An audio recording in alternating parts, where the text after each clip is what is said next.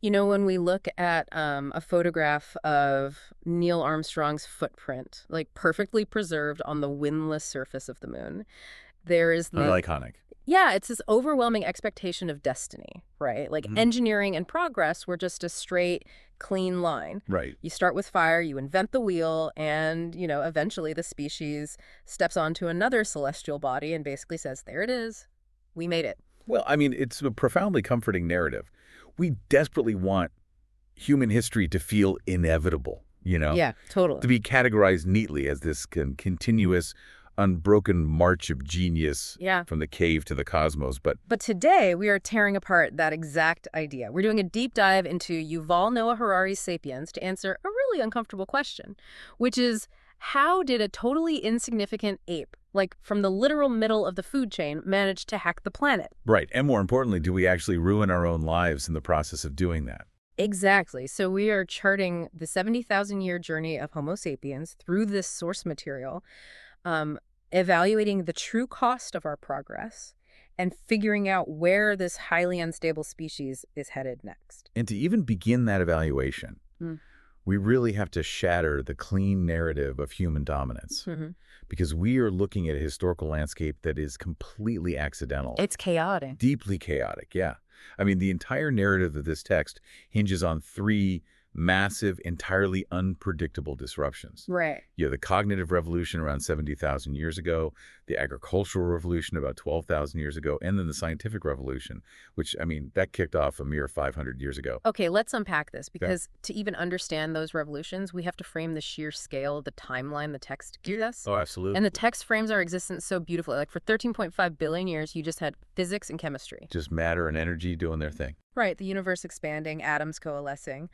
Then, for nearly 4 billion years on Earth, you had biology, organisms evolving, multiplying. And for millions of years of that biological layer, humans were just another completely unremarkable mammal. Totally unremarkable. History, like human culture as we know it, didn't even exist until a blink of an eye ago. Mm. It is the thinnest, newest layer of frosting on a very, very ancient planetary cake. It is incredibly humbling when you look at it that way, because animals, much like us, they appeared about 2.5 million years ago in East Africa. Hmm. But they had no more impact on their environment than, say, a gorilla or a firefly or a jellyfish. Wow, just another animal. Just another animal. And the Earth of 100 millennia ago was remarkably crowded. We had these literal skeletons in our closet. Which is so wild to think about. Yeah, we share the genus Homo with a whole cast of characters who walked the Earth at the exact same time as our ancestors. We were not alone. Not at all. You had the Neanderthals in Europe, right? And they were bulkier and heavily adapted to the Ice Age cold. Right, the classic caveman stereotype. But they were very successful. And then you had Homo erectus in Asia, who survived for nearly 2 million years. Which is an endurance record our species will almost certainly never beat. Yeah, definitely not. And there were even dwarf humans, Homo floresiensis. Oh, the ones trapped on the Indonesian island of Flores? Yes. They maxed out at about 3 feet tall and literally hunted dwarf elephants. Like, that sounds like a fantasy novel, but it's real biology. That's amazing. Yeah. And it's our current exclusivity that is anomalous. It's not that multi-species past. That was normal. But across all those distinct species, there was one defining shared trait. The brain. Exactly, an extraordinarily large brain. And from an evolutionary standpoint, a massive brain is a terrible biological gamble. Wait, why? I think most of us, we assume a massive brain is the ultimate survival tool. Like, obviously being smart is better. You'd think so, but it is essentially a jumbo drain on the body's resources. The human brain makes up maybe 2 to 3% of our body weight, right? But it consumes 25% of our resting energy. 25%. Yes. So when you are living on the savannah and you're hunting and scavenging for every single calorie, that is an astronomical overhead cost. Right. Early humans paid for that brain in 2 distinct ways. Okay, what were they? First, they had to spend significantly more time just looking for food to fuel the engine. Just constantly eating to keep the brain running. Right. And second, their muscles literally atrophied. The body basically diverted energy from biceps to neurons. I mean, a chimpanzee cannot debate philosophy with you, but it could tear you apart like a rag doll. Because all our energy went to our heads. Exactly. And walking upright added a whole other layer of structural chaos, right? Because it meant narrower hips for women. Which is a huge problem. Right. Precisely at the moment, evolution was demanding larger skulls for these massive brains. So natural selection heavily favored premature birth. We were born basically half-baked. Oh, completely. Think about a horse. A horse can run shortly after it drops from the womb. Yeah, or like a calf just standing up immediately. Right. But a human infant is utterly helpless for years. Which forces a radical social shift. Like, a lone mother simply couldn't forage for herself and protect a helpless infant simultaneously. Sounds impossible. So it took an entire tribe to raise a human. We had to become hypersocial. And that premature birth also meant human babies were born like molten glass, the text suggests. They could be shaped, educated, and socialized far more dynamically than any other animal on Earth. Right, you can't teach a newborn horse much. It just is a horse. Exactly. It's hardwired. We are soft-wired. Yet even with these massive energy-draining brains, and our social tribes, we were stuck dead in the middle of the food chain for millions of years. We gathered nuts, we hunted very small game, and mostly we scavenged. Right. We were not the apex predators. Not at all. The text gives this stark example of early human hunting that I love. You watch a pride of lions take down a giraffe. You wait for the lions to gorge themselves and leave. Then you wait for the hyenas and jackals to pick the carcass clean. The secondary scavengers, yeah. And only then do humans creep out of the brush with their stone tools. And mostly just to crack open the bones to eat the marrow. We were marrow extractors. That was our niche. And that mid-tier status, that is the absolute key to understanding modern human psychology. Really?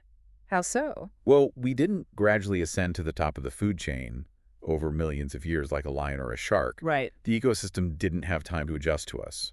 And crucially, we didn't have time to adjust to our own power. We jumped to the apex incredibly quickly, mostly in just the last 100,000 years. Wow. Which, in evolutionary terms, is nothing. It's overnight. So we lack the calm self-confidence of a majestic apex predator. We still have the anxieties of a prey animal. We are terrified of our position, which actually makes us deeply cruel and dangerous. Oh, man. I love the analogy the text uses for this.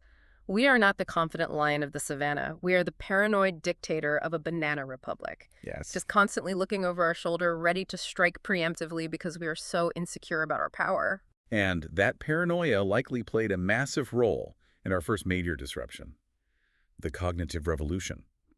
Because sapiens spread out of Africa about 70,000 years ago, and everywhere our ancestors go, the other human species abruptly vanish. Just gone. Yeah.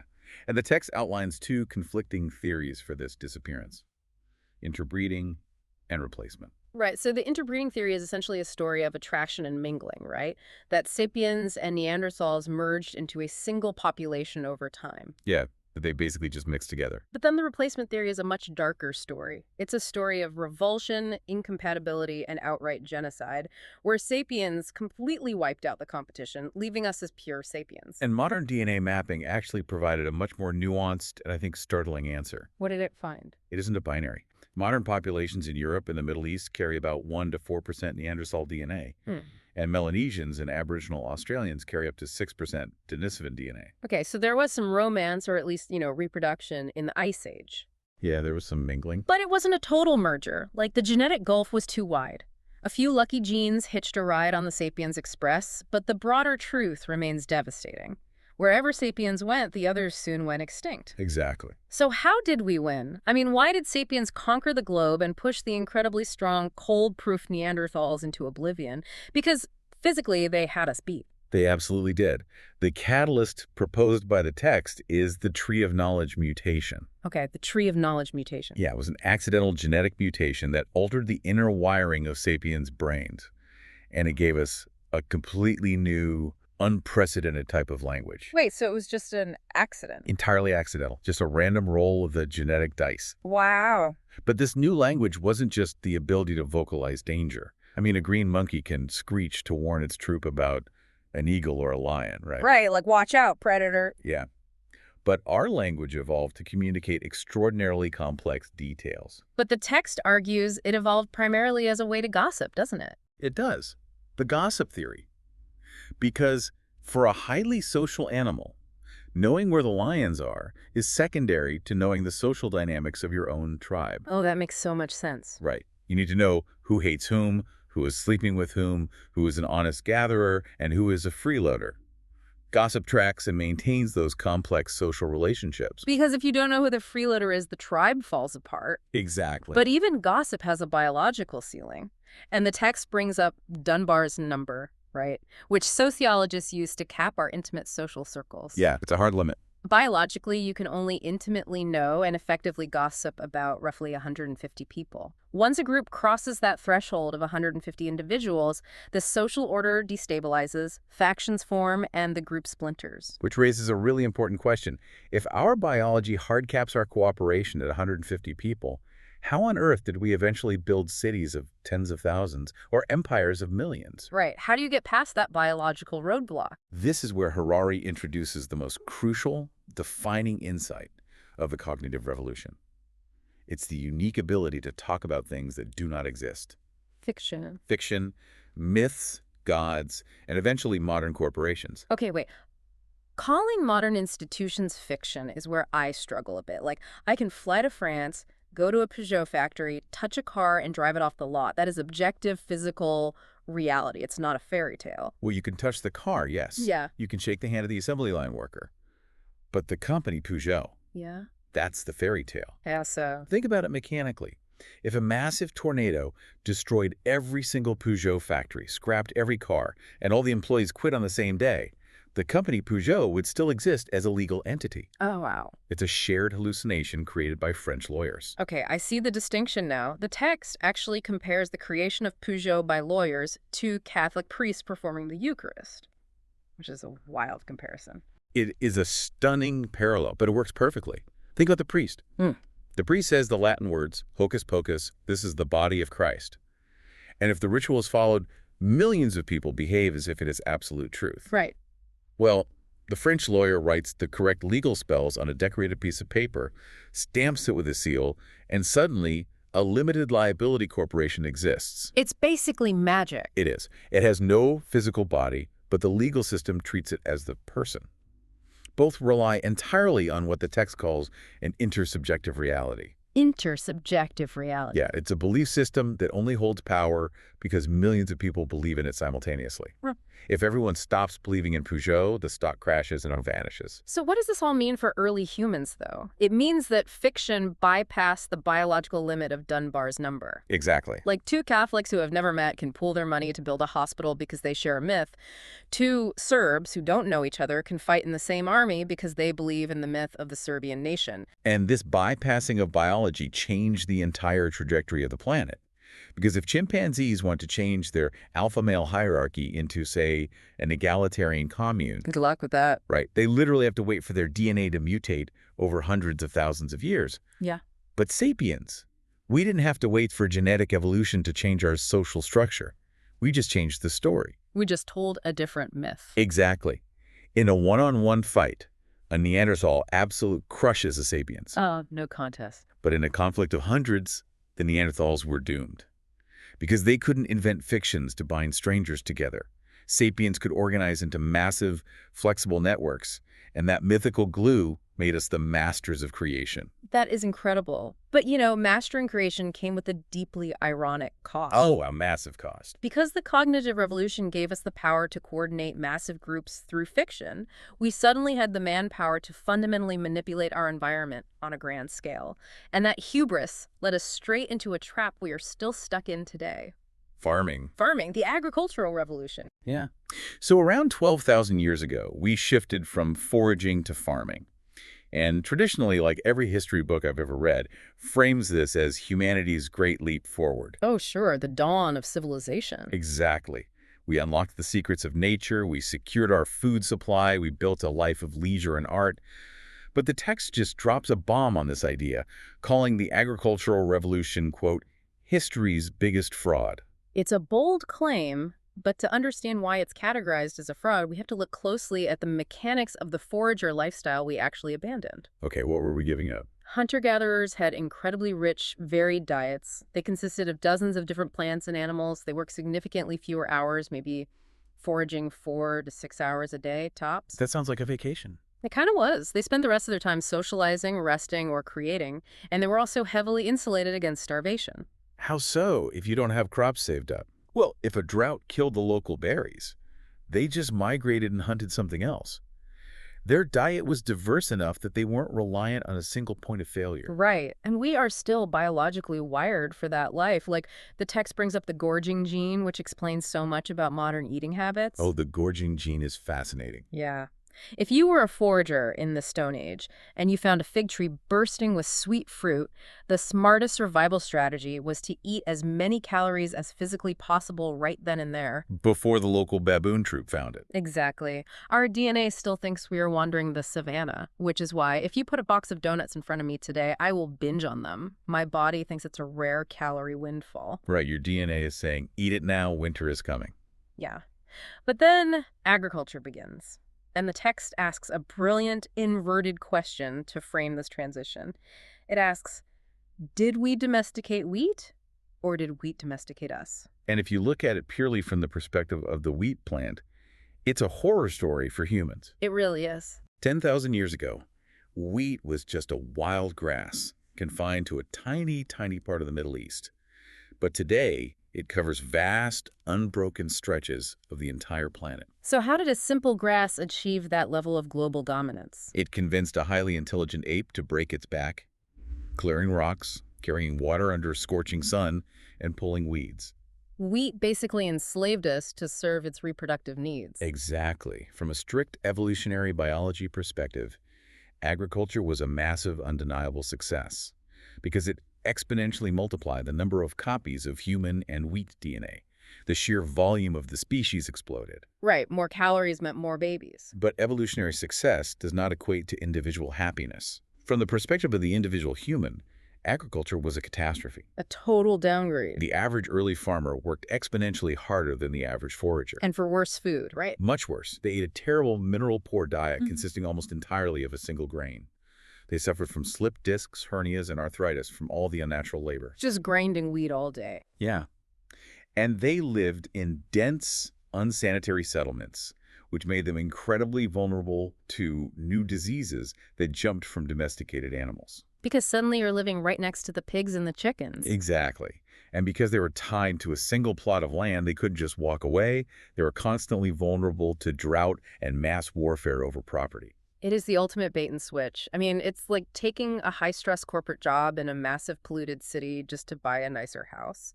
But then you have to work 80 hours a week to pay the mortgage, and you never actually get to enjoy the house. You're just stressed, tired, and alienated.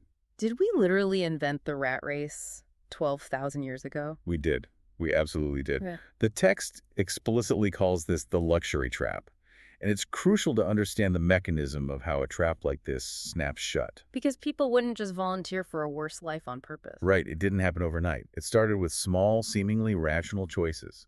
A band of foragers might have planted a few seeds near their summer camp just to make next year's gathering a little easier. Makes sense. But doing so meant they stayed in one place a little longer to guard the plants. Staying in one place allowed women to have babies closer together because you aren't carrying them constantly on the move. Okay, so a population boom. Exactly. And once the population grew, they had to plant more wheat just to avoid starvation.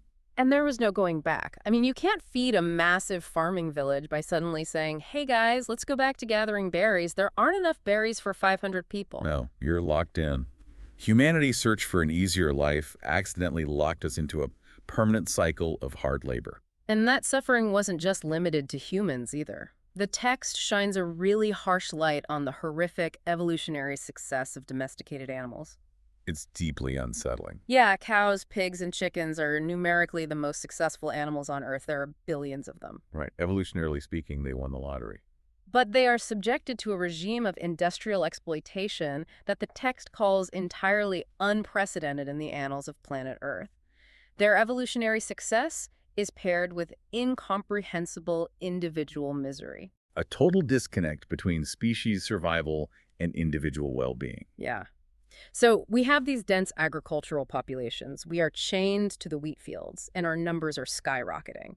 But as we discussed earlier with Dunbar's number, a group of humans larger than 150 will naturally tear itself apart. Right, the biological limit of gossip. So because we had thousands of stressed-out strangers crammed into early cities, we needed rules. We needed new, massive fictions to keep people from killing each other over the grain stores. Which brings us to the formalization of the imagined order. The imagined order. Yes. These massive agricultural societies could only function if everyone believed in a shared set of rules. And to illustrate this, the text compares two of the most famous historical documents. You have Hammurabi's Code from ancient Babylon and the U.S. Declaration of Independence. And I want to be very clear here for the listener. The text is analyzing these documents strictly through the cold, impartial lens of evolutionary biology. It is not making a moral judgment on modern values. Right, it's a scientific critique, not a political one. Exactly. So Hammurabi's Code was an imagined order that divided people into rigid hierarchies: superiors, commoners, and slaves. Then you have the U.S. Declaration of Independence, which created an imagined order based on equality, stating that all men are created equal and endowed by their creator with inalienable rights. And what's fascinating here is that the text applies the exact same biological critique to both documents. To both. Yes, from a strict biological standpoint, both of those documents are fictions. Biologically, humans are not created equal. We are not created at all, we evolved. And evolution is entirely predicated on difference, on mutation, not equality. Right. There's no objective biological structure called a right inside a strand of DNA, just like there is no objective biological marker for a Babylonian superior. They're both made up. Exactly. The text isn't endorsing inequality or suggesting human rights are bad. Not at all. Right. It is simply pointing out that our modern belief in human rights is an imagined reality, just as much as the Babylonian belief in a caste system was. They are functional myths. We agree to believe in human rights because that belief allows massive, complex, modern societies to function smoothly and peacefully. Right. Imagined orders aren't evil conspiracies. They are the fundamental survival mechanism of our species at scale. But as these agricultural empires grew into kingdoms, tracking the sheer volume of data, like the taxes, the grain yields, the property laws, it became biologically impossible. The human brain was built to remember botanical maps of the forest, right? Where the berries are, where the lions are. And social gossip about the tribe. It was not built to store empire-sized databases of numbers. The brain basically experienced a fatal memory overload. It couldn't hold the data. So to solve this, the Sumerians invented writing. But the text makes a profound, often overlooked point here. Writing wasn't just a tool to record human thought. It mechanically changed human brain plasticity. Wait, it physically changed our brains? It completely altered how humans process reality. How so? Because we usually just think of writing as speech on a piece of paper, like I say a word, I write a word. Right, but think about it before writing. Human cognition was holistic and free associating. You remembered a story about a spirit, which reminded you of a mountain, which reminded you of where the deer migrate. Right, very narrative-driven. Very organic. But to manage an empire, you need to track who paid their barley tax. You can't use free association for that. The Sumerians had to train clerks and accountants to think in a completely unnatural way, categorically. They had to invent filing cabinet thinking. Wow. So we force the organic brain to act like a ledger. Exactly. And that shift toward filing cabinet thinking is the direct mechanical ancestor of the computer. Really? Yes. Writing started as a way to serve human consciousness, but it eventually demanded that humans think more like machines, which ultimately led to the development of binary code, zeros and ones. So we basically outsourced our memory to clay tablets, and in doing so, we rewired our own cognition for the digital age thousands of years in advance. Exactly. We programmed ourselves. But even with writing and these incredibly powerful imagined orders, I find myself struggling with one of the text's major claims. Harari argues there is an arrow of history, that history is moving relentlessly toward global unity. Right. When I look at the news, it feels like we are constantly fracturing, constantly at war, constantly divided by borders and ideologies.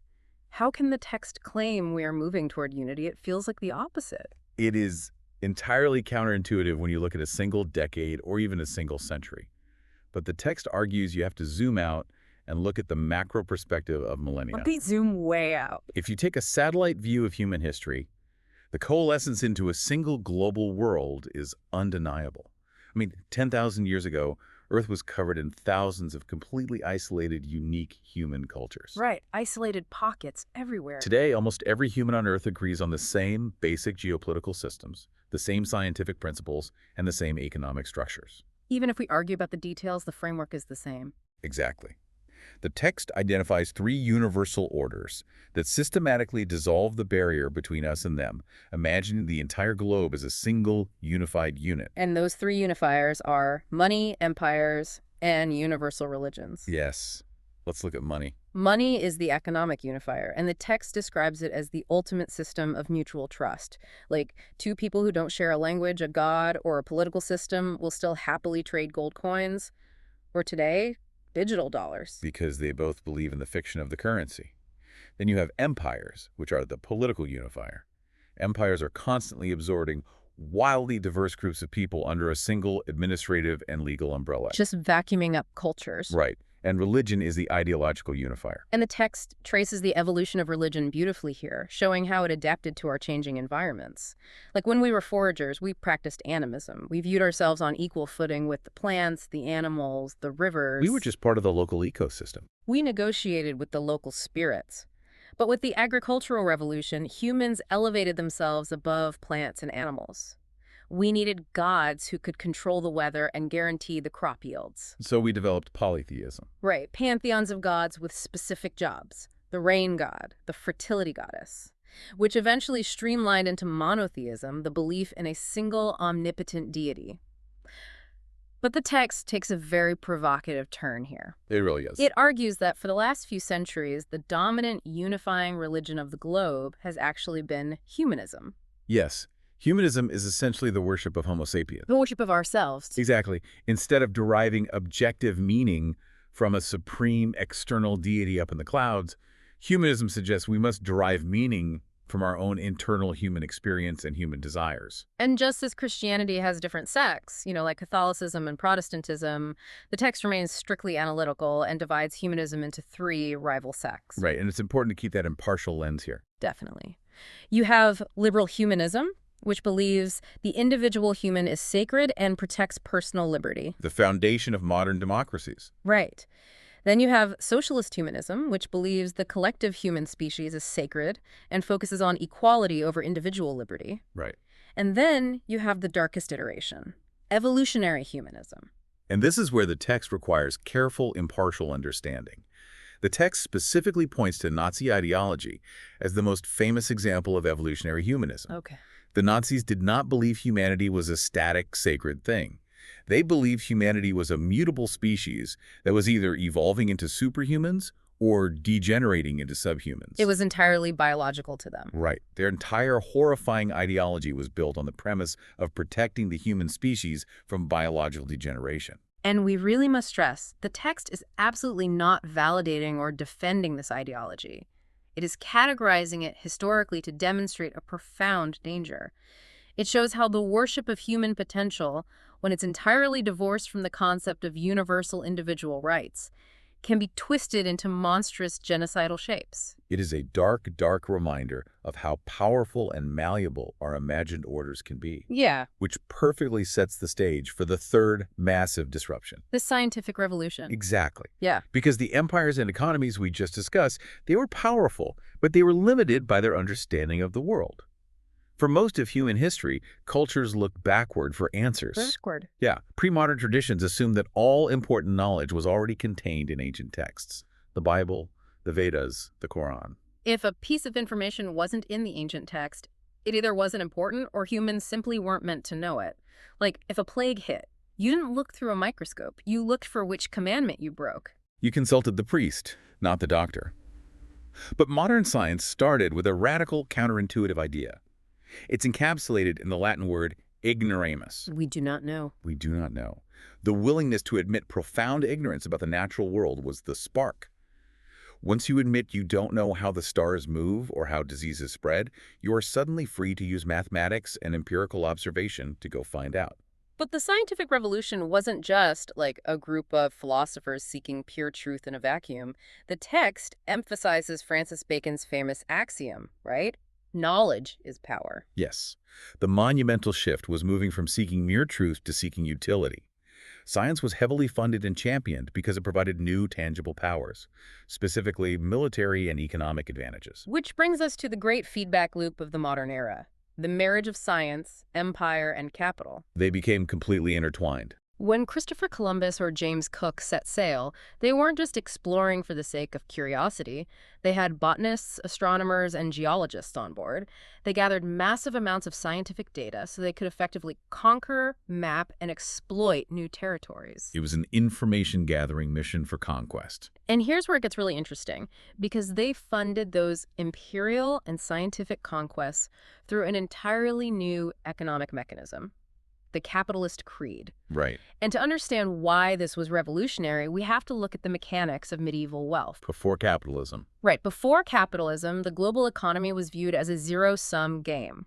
Wealth was a pie of a fixed size. If I'm a baker and I want a bigger slice of the pie, the only way to get it is to ensure the blacksmith gets a smaller slice. There was no concept of economic growth. Exactly. Because of that fixed pie mindset, there was very little credit available. Why would I loan you money to start a new business if the total amount of wealth in the world can never increase? It's too risky. Right. But the capitalist creed introduced a radical new belief. The pie can grow indefinitely. And the mechanism that allowed the pie to grow was credit.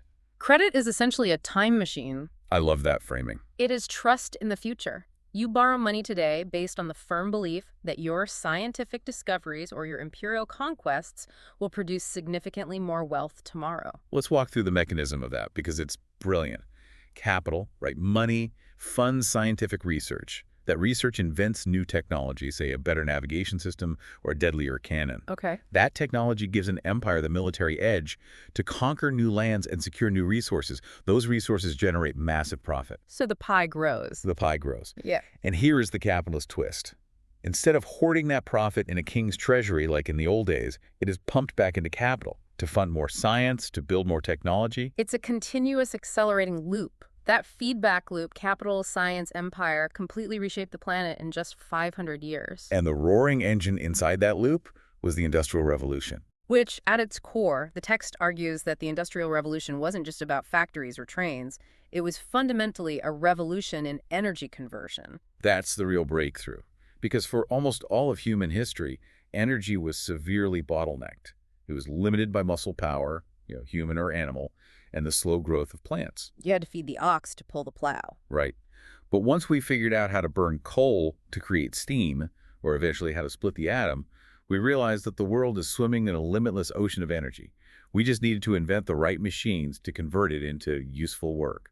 And one of the most immediate, earth-shattering impacts of that limitless energy was what the text calls the Second Agricultural Revolution.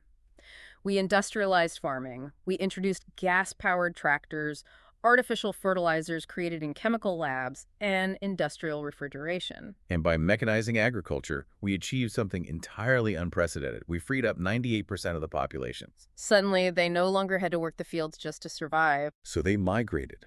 They moved to sprawling cities to become factory workers, clerks, and managers. But that massive urban migration came at a devastating social cost. The collapse of the community. Yeah. For over 1 million years, human beings relied on intimate local communities and extended families for their survival. Right. If you were sick, your family was your hospital. Exactly. If you were attacked, your tribe was your police force. If you were old, your community was your pension plan. In just 200 years, the Industrial Revolution systematically collapsed the family and the intimate community and replaced them with the state and the market. We entirely outsourced our survival. We did. We handed over to institutions. It's incredible to think about mechanically, because today, if I get sick, I don't rely on my cousins to forage for me. I go to a market-driven hospital or use state-funded healthcare. If I need money to build a house, I don't ask the village elders to help me cut down timber. I ask a bank for a mortgage. We traded the intimate biological ties of the ancestral tribe for the cold, efficient transactional protection of the government and the free market. Which brings us to the most poignant and I think difficult question of the entire text. We have mapped this extraordinary journey. We've undergone the cognitive revolution, suffering through the agricultural trap, and mastering the scientific and industrial revolutions. We've united the globe. We've created unfathomable material wealth and unlocked the terrifying secrets of the atom. But are we actually happier? The happiness question. Yeah. The text forces us to look at the extremes. Compare the life of Neil Armstrong walking on the surface of the moon, backed by billions of dollars of technology. Compare him to the life of an anonymous painter leaving an ochre handprint on the wall of the Chauvet cave 30,000 years ago. It's a huge contrast. Material wealth and technological power have skyrocketed beyond the wildest, most fevered dreams of our ancestors. But did our subjective well-being follow suit? Did we get happier as we got more powerful? The text suggests a deeply sobering answer. It's not a yes. No, it's not. Our modern climate-controlled comforts often fail to match the intense, varied thrill and deep community of the hunter-gatherer life. I mean, we live in sprawling megacities surrounded by millions of people, yet modern alienation, anxiety, and depression are rampant. Because we're biologically wired for the close-knit tribe. But we spend our days in sterile cubicles and isolated apartments. The hardware doesn't match the software anymore. And finding meaning to combat that alienation hasn't gotten any easier. The text argues quite bluntly that meaning is historically derived from delusions. Delusions. Yeah. Think about the medieval world. A peasant's difficult life had meaning because they believed it was part of a cosmic divine plan. Right. God put me here to farm, so I'm farming. But the modern scientific view strips that away. Science suggests that life has no objective meaning at all. We are simply the result of blind evolutionary processes. Any meaning we feel is just a subjective story, an imagined reality we tell ourselves. So what does a highly intelligent species do when it possesses godlike power but suffers from a complete lack of objective meaning? It tries to defeat the one absolute limit remaining: death. Death.